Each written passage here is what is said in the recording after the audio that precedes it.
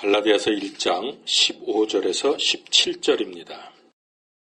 그러나 내 어머니의 태에서부터 나를 구별하시고 자신의 은혜로 나를 부르신 하나님께서 자신의 아들을 내 안에 계시하사 내가 그분을 이교도들 가운데 선포하는 것을 기뻐하실 때에 내가 즉시 혈육과 의논하지 아니하였고 예루살렘으로 나보다 먼저 사도가 된 자들에게 올라가지도 아니하였으며 오직 아라비아로 들어갔다가 다시 다마스쿠스로 돌아갔노라. 아멘.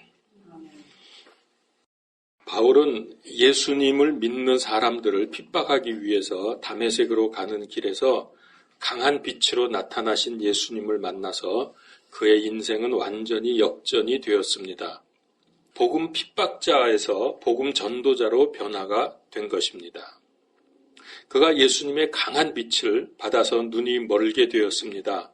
사흘 동안을 보지도 먹지도 마시지도 못하다가 하나님의 계시를 받고 찾아온 아나니아에게 안수받고 시력이 회복이 됩니다.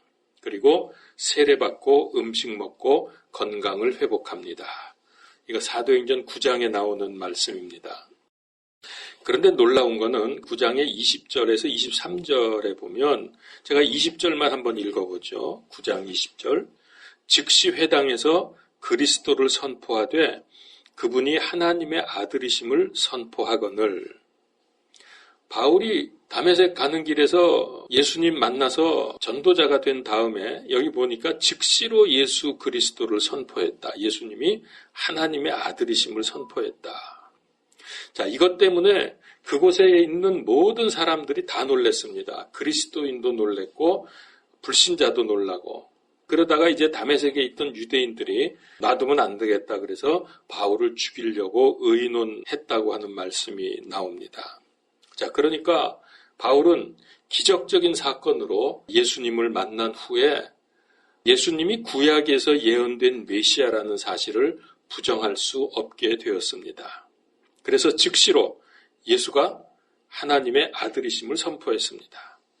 자, 이게 가능했던 이유는 그가 눈이 멀었던 3일 동안 금식하면서 제자들로부터 집중 복음 교육을 받았기 때문이라고 생각이 됩니다.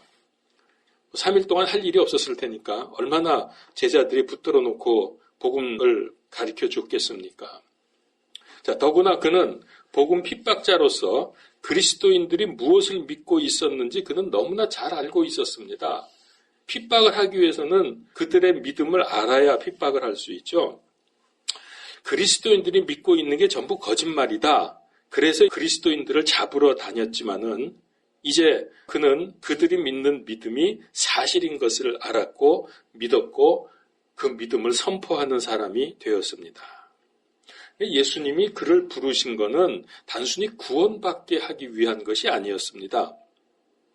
한 걸음 더 나가서 그를 그리스도의 사도로 복음 사역자로 부르신 것입니다.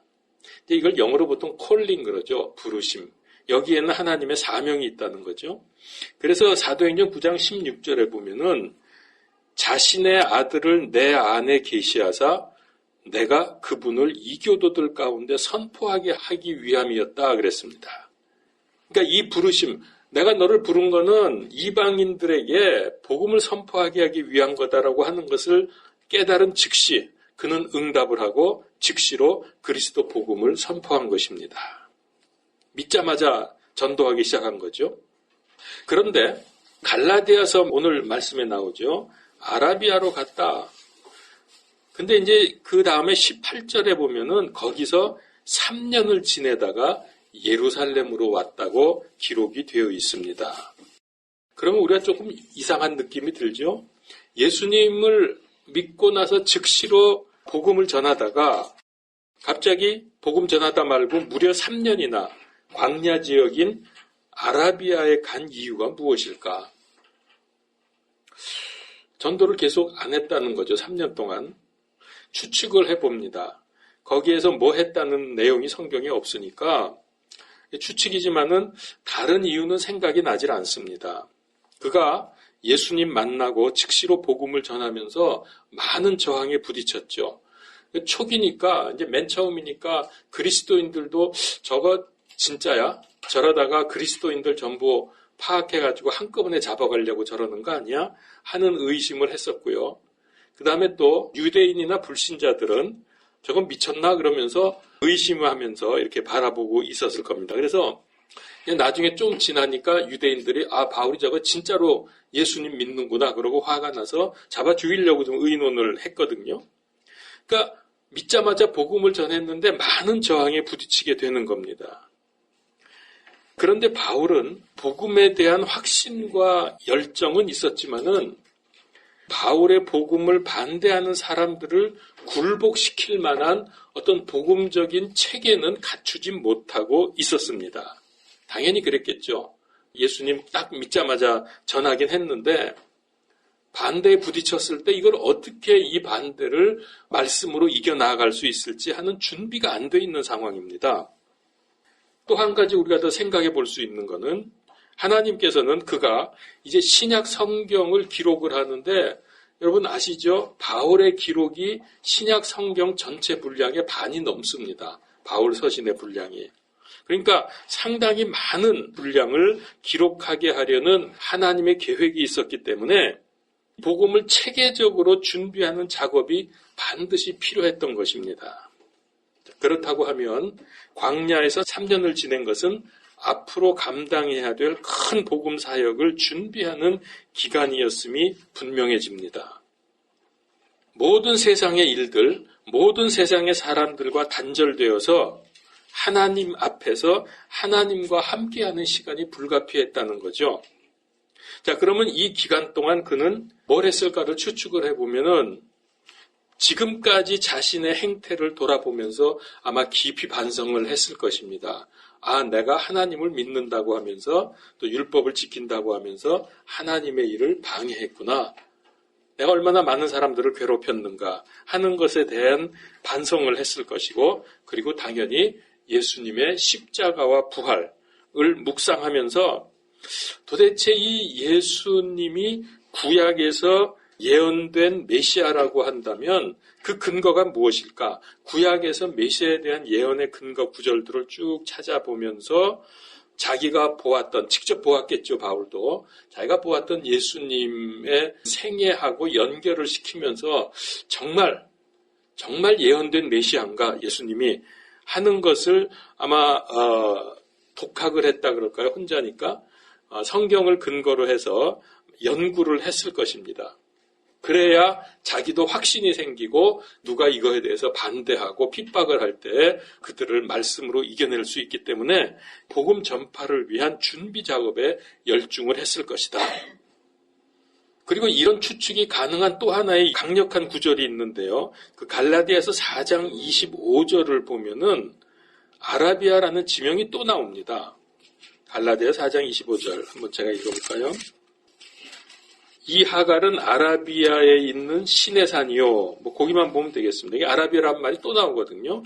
근데 아라비아에는 신의 산, 그러니까 이걸로 봐서 바울은 아라비아 지역이 굉장히 넓거든요. 그 중에서 신의 산 근처에 있었을 것으로 추정을 합니다. 그런데 그 신의 산이 있는 아라비아 지역은 거의가 다 광야 사막 지역입니다. 다시 말하면 거기는 인적이 없는 데예요. 사람이 사는 곳이 아닙니다. 어쩌다가 나그네가 지나갈 수는 있겠지만은 인적이 없는 곳으로 그가 갔을 것이다. 그래서 거기서 그가 할 수 있는 것이라고는 말씀 묵상과 기도 말고는 할 게 없어요. 거기서 인터넷을 하겠어요? TV를 보겠어요? 바울이. 그래서 오직 하나님과 나 1대1의 관계에 집중할 수 있었던 곳이 바로 아라비아에서 3년 기간이었다. 자, 그래서 지금까지 말씀을 정리해 보면은 바울은 예수님을 만난 사건이 전환점이 되어서 복음의 핍박자에서 복음 전도자로 바뀌는 인생의 역전 현상이 일어났다. 그는 즉시로 복음을 전했지만은 아직 복음의 기초가 튼튼하지 못하기 때문에 평생 사역을 위해서 3년 동안 준비하는 기간이 필요했다. 그래서 간 곳이 아라비아다. 이렇게 우리가 정리를 할 수 있겠습니다. 자, 그러면 왜 바울은 복음 훈련을 위해서 사도들이 있는 예루살렘으로 가지 않고 인적이 거의 없는 아라비아 광야로 갔을까? 이미 우리는 답을 알고 있죠. 광야는 고독하지만은 그렇기 때문에 다메섹에서 만났던 예수님과 1대1의 깊은 교제를 나누기에는 가장 안성맞춤이었을 것입니다. 여기서 사울이 바울이 되는 겁니다. 여러분, 그리스도인에게 고독한 기간은 힘든 기간이 아닙니다. 주님을 깊이 만나고 체험할 수 있는 은혜의 기간입니다. 오늘날 우리가 살고 있는 이 세상은 너무나 복잡하고 시끄럽고 바쁩니다. 마귀는 이렇게 해서 주님과의 관계를 놓치게 하고 단절시켜서 우리로 하여금 신앙생활을 제대로 하지 못하게 만듭니다. 그리고 이 마귀의 계획이 얼마나 많은 사람들에게 또 그리스도인들도 여기에 속아 넘어갔는지 모릅니다. 우리가 이 땅에 사는 동안 정말 신앙생활을 제대로 하기를 원한다고 하면 이 고독한 기간이 있어야 돼요, 우리에게. 그냥은 참 안 돼요. 너무나 세상에 지금 방해가 많기 때문에. 야곱이 식구들을 먼저 보내고 야복강에서 홀로 하나님을 만났죠. 모세가 40년 동안 미디안 광야를 통해서 거기서 하나님을 만나고 쓰임받는 일꾼으로 성장했죠. 예수님이 광야에서 40일간 금식하시면서 공생애를 준비하셨죠. 마찬가지로 바울도 크게 쓰임받기 위해서 아라비아 광야에서 준비 기간을 보낸 것입니다. 그러니까 이런 사람들은 다 이런 준비가 있었던 거예요. 이 위대한 신앙인들. 자, 그러면 우리도 이런 고독한 시간을 만들어서 하나님만 바라볼 수 있는 기회를 마련해야 하지 않을까? 그분과 깊은 교제를 나누면서 인생의 앞뒤를 돌아보고 나의 생애 목표를 올바르게 설정하고 복음으로 전진하는 은혜를 우리가 누려야 되겠다. 그냥 살면 되지 뭐. 인생의 목적이고 뭐 방향이고 뭐 그런 거 다 뭐야. 그냥 살면 되지. 그렇게 할 수도 있겠지만 여러분 지금 살고 있는 이 시간, 이 단 한 번의 인생이 얼마나 중요한지 모릅니다. 왜냐하면 현재의 삶이 영혼을 결정하기 때문입니다. 살다 보면은 알게 모르게 목표에서 빗나가게 됩니다. 처음 생각과는 달리 잘못된 길로 가고 있는 것을 누구나 경험을 합니다. 이걸 깨달았을 때 우리는 궤도 수정을 해야 돼요. 그러지 않으면 나중에 후회합니다. 그래서 우리는 가끔 이런 시간을 만들 필요가 있습니다. 바울은 요즘으로 치면은 서울대학교에 해당되는 가말리엘 문화에서 공부한 엘리트였습니다. 당연히 구약 성경의 정통한 지식을 가지고 있었습니다. 구약의 핵심이 뭐죠? 그때는 신약은 아직 나오기 전입니다. 바울 시대에. 구약에 정통했던 바울. 그러면 구약의 핵심이 뭐예요? 너무나 잘 알잖아요. 구약은 오실 메시아. 그렇죠. 메시아가 오신다. 그 메시아 오심을 준비하고 기다려라. 이게 구약 아닙니까? 그러니까 바울이 이걸 너무나 잘 알고 있었던 거예요. 바울도 그 메시아를 간절히 기다렸겠죠. 이제나 저제나 하면서 오시기만 하면 얼마나 좋을까. 그런데 바울이 그 메시아를 다메섹으로 가던 길에서 만난 것입니다. 이 사건을 통해서 십자가에서 처형당한 예수라는 젊은이가 그렇게도 기다리던 메시아이심을 부정할 수 없게 된 것이죠. 이제 할 말이 없어요. 이제 빼도 박도 못합니다. 예수님의 포로가 되었습니다. 제가 앞에도 말씀드렸지만은 그는 예수님과 구약 성경을 연결하면서 어떻게 예수님을 통해서 구약 성경의 말씀이 성취되어 가는지 그거를 정리하면서 체계를 세워야 했습니다. 그래야 복음 힘있게 전할 수 있고 또 신약 성경도 써야죠. 서신서를 써야죠. 그게 다 필요한 것이었습니다. 그 체계를 세우고 감추어졌던 복음의 신비가 무엇이며 그 의미가 무엇인지 확인할 시간이 필요했던 것입니다. 그래서 아라비아의 광야는 사람의 생각이나 어떤 사람의 해석이 아니라 하나님과 대면하면서 이런 것들을 체계화시킬 수 있는 가장 좋은 장소고 기회였습니다. 바울이 바울 되는 거예요, 이게. 그러니까 바울이 그렇게 위대할 수 있었던 것은 바울은 그냥 대단한 사람이 아니에요. 바울은 특수한 사람이 아닙니다. 아라비아에서 3년간의 기간이 그를 만든 거예요. 그래서 바울이 고백하잖아요. 나의 나 된 것은 하나님의 은혜라. 이 은혜의 핵심이 아라비아의 3년입니다. 그 고독한 시간, 외로웠던 시간. 근데 한번 이렇게 생각을 해보세요. 바울이 다메섹으로 가다가 예수님을 만난 건 정말로 초자연적인 그런 기적적인 사건입니다. 그런데 만약에 바울이 광야에서 하나님과 만나는 이런 말씀 묵상과 기도의 시간, 이런 복음의 훈련의 기간이 없었다고 하면은 그 기적 사건, 빛으로 나타난 예수님을 만난 그 기적 사건도 별 의미가 없어요. 그저 특이했던 한 번 일회적으로 지나가는 사건으로 끝날 수밖에 없습니다. 나는 이런 특별한 경험을 했어 하는 걸로 끝이에요. 더 이상 뭐 별 의미가 없어요. 우리 간증하는 사람들 많이 그런 거 보잖아요. 대단한 간증을 하지만 듣는 사람들은 그랬구나, 부럽다 뭐 이러고 끝나잖아요. 그런 거예요, 그냥. 그러나 우리가 그렇게 하지 아니하고 도대체 어떻게 저 사람은 그런 위대한 복음 사역자가 될 수 있었는가 하는 것을 우리가 아는 것은 대단히 중요하죠. 우리의 삶에 적용을 할 수 있기 때문입니다. 그래서 이 고독의 시간은 복잡하고 시끄럽고 바쁜 세상을 사는 우리에게 꼭 필요한 것입니다. 만약에 도저히 나는 그런 일정한 그 시간을 낼 수 없다라고 생각이 된다면 여러분 매일 일정한 시간을 내서 하나님과 교제하는, 하나님을 만나서 교제하는 고독한 영적 생활을 유지해야 합니다. 매일 정규적인 시간을 내어서, 이건 선택 과목이 아니라 교양 필수 전공 과목입니다. 우리 그리스도인들에게. 영적 생활 없이 누구도 믿음 생활에 성공하지 못합니다. 나 잘할 거야, 나 믿음으로 살 거야, 아무리 해도가 안 돼요.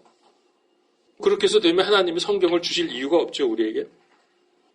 저에게 소망이 있는데요. 소망 중에 중요한 것 하나가 뭐냐면 저뿐만 아니라 저와 함께 믿음 생활하는 우리 생명빛 식구 모든 분들, 성경적으로 표현하면 하나님께서 제게 맡겨주신 양무리들이 그냥 남들이 하는 대로 교회 다니면서 모나지 않게 살다가 겨우 구원받는 찌질한 성도들이 되어서는 절대로 안 된다는 생각입니다. 특별히 마지막 때를 사는 우리는 더더욱 그렇습니다. 다들 귀하게 쓰임을 받아서 내 가정의 선교사로 가정복음화하고 주변에 세상에 을 향해서 예수 그리스도 구원과 하나님의 살아계심, 또 영원한 하나님의 왕국, 또 영원한 지옥이 있다는 것을 선포하는 사역자들이 되는 소망을 저는 가지고 있습니다. 여러분들이 그렇게 되는 소망. 그래서 그리스도 심판석에서 주님 앞에 섰을 때 잘했다 칭찬받고 큰 상급을 받는 저와 여러분들이 되는 것이 저의 아주 큰 소망입니다. 우리 교회가 최근에 예장 교단에 합류를 했습니다. 저는 이제 한 번 그 미팅에 지난번에 가봤고요. 뭐 지금 초기라 그러면서 앞으로 자주 좀 모여야 된다고 그렇게 하더라고요. 한 달에 한 번씩 모일 계획인 것 같아요. 저는 기다린 보람이 있다고 생각을 합니다. 그래서 하나님께 감사하고 있습니다. 여러분 아시는 대로 지난번 가입하려고 했던 데는 우리가 다른 게 아니라 그냥 여러분들이 내신 헌금, 이거에 대한 그 감면을 위해서 교단에 가입해야 되겠다라고 했었는데, 여기는 그거는 정말 하나의 작은 거에 불과하고, 지금 이 예장은 각 교단에 있던 사람들이 탈퇴하고 모여서 새로 만들어진 이 교단이거든요. 그래서 지금 각 교단에서 주시를 하고 있어요. 이 현재 이 교단, 우리가 속해 있는 이 교단을 저것들이 지금 자기네 지금 탈퇴하고 모여서들 여기저기서 다 모인 사람들이거든요. 이 교단 저 교단에서 다 모였는데 저 어떻게 하나 지금 눈을 부릅뜨고 지금 보고 있는 중입니다. 참 감사한 것은 여기 모인 분들 제가 지난번에 좀 봤더니 얼마나 복음에 열심을 가지고 그저 복음에 목숨 걸겠다는 이런 마음으로 모인 사람들이에요. 얼마나 감사한지요. 근데 여러분 뭐 그렇게 얘기하면은 아니 그럼 어느 교단은 어느 교회는 복음이 아니냐라고 할 수 있겠지만은 여러분 복음이 아닌데도 있어요. 근데 그게 너무 많아요. 종교다원주의에 찬성하고 세속적이고 육신의 냄새를 풍기고 바리새인들처럼 이론에 치우치고 심지어 반성경적인 동성애를 인권이라며 찬성하고 사회주의, 공산주의를 추구하는 그런 교회 교단도 있다고요. 많아요. 2013년도 부산에서 WCC 총회가 있었습니다. 지금 우리나라에도 웬만한 교단은 여기 다 가입이 되어 있어요. 제일 크다고 하는 대한예수교 장로회 통합교단, 합동교단, 순복음, 감리교 할 것 없이 여기 다 들어가 있습니다. 웬만한 교단들은. 그게 말이 안 되죠. 그래서 총회하기 전에 한기총에서 아시죠? 한기총, 한국기독교총연맹. 그래봤자 WCC보다는 훨씬 작습니다만은 한기총에서 4가지를 수용을 하면은 WCC에 협조하겠다. 그래서 그 4가지를 그들에게 제시했어요. 첫 번째, 예수 그리스도 외에는 구원이 없다. 두 번째, 초혼제 같은 그런 비성경적인 종교 혼합주의는 그만두고 예배는 오직 예수 그리스도만이 구원임을 믿는 사람들이 드리는 것이다. 세 번째, 공산주의, 인본주의, 동성애 등 복음에 반대되는 사상을 반대하고 땅끝까지 복음을 전한다. 네 번째, 성경 66권은 하나님의 특별 계시로 오류가 없고 신앙과 행위의 최종적이고 절대적인 규범임을 천명한다. 이거를 너희가 수용하고 온 세상에 선포하면은 우리도 너희와 WCC에 협조하겠다.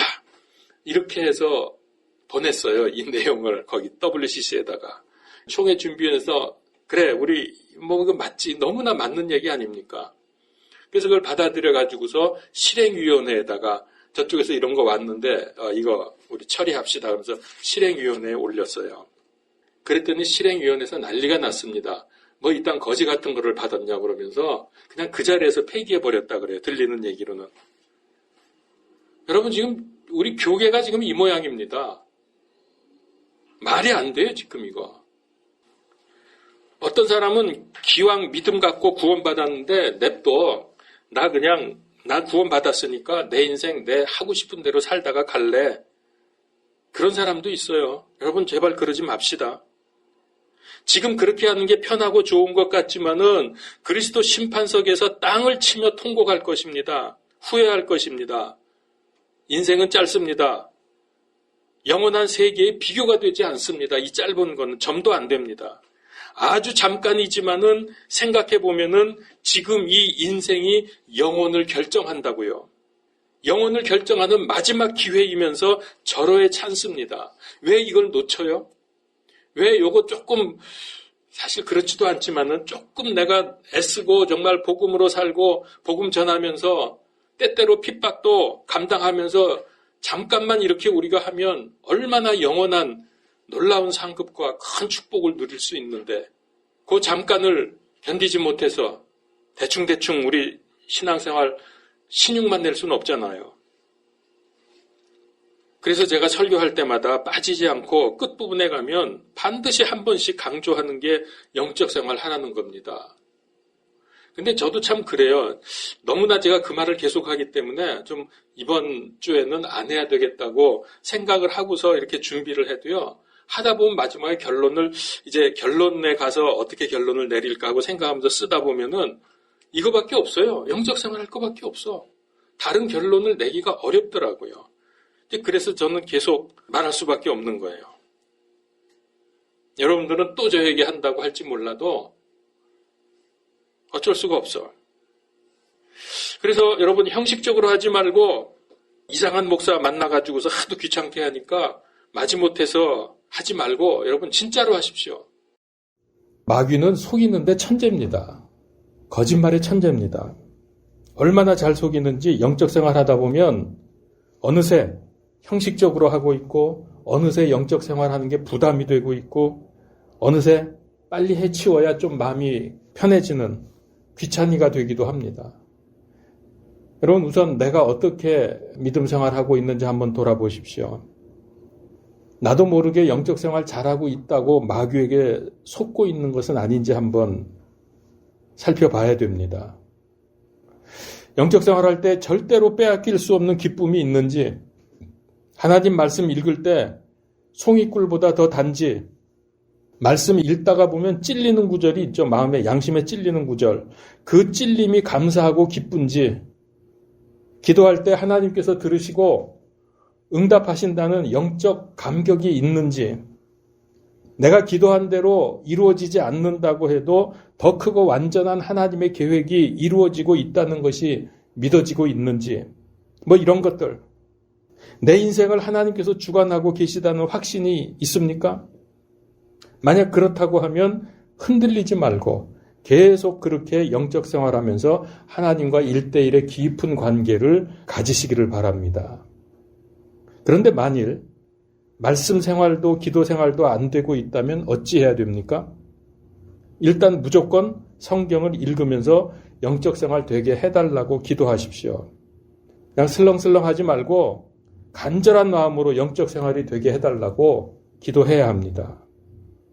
빌립보서 4장 6절, 아무것도 염려하지 말고 오직 모든 일에서 기도와 간구로 너희가 구할 것을 감사와 더불어 하나님께 알리라. 그러면 모든 이해를 뛰어넘는 하나님의 평강이 그리스도 예수님을 통해 너희 마음과 생각을 지키시리라. 만일 성경도 안 읽어진다면 어떻게 하라고 했죠? 성경도 못 읽겠다. 아무것도 못 하겠다. 그러면 내가 정말 구원받았는지 한번 점검해 보아야 합니다. 예수님이 나의 구원자, 나의 하나님으로 믿어지는지 돌아보고 그리고 예수님을 영접해야 돼요. 왜냐하면 구원받지 못한 사람은 성경이 읽어지지 않습니다. 불신신학자들처럼 밥 먹기 위해서 학문 연구 대상으로 성경을 읽을 수는 있지만은 그런 게 아니라면은 성경 못 읽어요. 억지로 읽으려 해도 얼마 읽지 못하고 그만두게 됩니다. 왜 그럽니까? 성경은 하나님의 말씀으로 영적인 내용, 영적인 책이기 때문에 구원받지 못한 사람, 이게 안 읽어져요, 글쎄. 그렇게 재미없고 지겹고 읽다가 말고 그렇게 됩니다. 제가 이런 말씀을 지난번에도 했는데 이건 정말 심각하기 때문에 제가 다시 강조합니다. 어쨌든 교회 오래 다니고 헌금하고 봉사해도 심지어 전도한다고 해도 개인적으로 영적 생활이 안 되면 진짜 믿음 생활이 아닙니다. 이건 아주 중요합니다. 꼭 안 해도 큰 문제 없던데요. 괜찮던데 여기까지 잘 살아왔는데요. 라고 한다면 그건 마귀에게 속은 겁니다. 지금은 큰 문제가 없게 느껴질지 모르지만은 이후에 큰 문제가 됩니다. 장차 거기 가보면 압니다.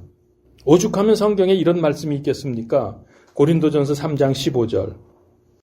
어떤 사람의 일이 불타면 그의 보상의 손실을 당하리라. 그러나 그 자신은 구원을 받되 불에 의해 받는 것 같이 받으리라. 보상의 손실을 받고 그의 모든 그 신앙생활 한 게 다 불에 타버리면 불 속에서 구원받는 거예요. 근데 이것보다도 더한 말씀이 또 있습니다. 히브리서 10장 20절. 대적들을 삼킬 심판과 불같은 경로에 대하여 두렵게 기다리는 어떤 일만 남아 있느니라. 여러분 이거 구원받은 사람에게 하시는 말씀입니다. 나중에 불같은 경로의 두려움에 떨면서 예수님 나 생명빛교회 다녔는데 거기 목사님은 영적생활 하라는 말 한 적 없어요. 라고 해도 소용없습니다. 예수님은 제가 얼마나 강조했는지 다 알고 계시거든. 지금 잘 하십시오. 부탁입니다. 사도행전 6장 4절. 오직 우리는 계속해서 말씀과 기도 사역에 전념하리라. 말씀과 기도가 이게 우리 신앙생활에 다예요. 그렇게 해서 하나님께로부터 인도를 받으면 그 인생은 되어지는 겁니다. 하나님이 인도에 가시니까. 하나님이 역사하시니까. 영적으로 준비돼서 쓰임받는 일꾼들이 됩시다. 기도합시다. 살아계신 하나님 아버지, 은혜의 하나님 아버지 감사합니다. 오늘날 얼마나 참 세상이 복잡하고 시끄럽고 바쁘고 그래서 믿음 생활, 영적 생활 제대로 하지 못하도록 세상이 너무나도 우리를 방해합니다. 그러나 이런 속에서도 우리가 영적 생활에 성공함으로 하나님께 영광 돌리고 또 하나님의 뜻을 이루어가며 쓰임받는 인생이 되어서 이후에 영원한 상급 풍성하게 누리며 하나님께 칭찬받으며 주께 영광 돌리며 사는 인생들이 다 되게 하여 주옵소서. 우리 생명빛교회 성도님들 단 한 사람도 이런 대열에서 떨어지지 않도록 이끌어 주시고 축복하여 주시옵소서. 예수 그리스도 이름으로 기도하옵나이다. 아멘.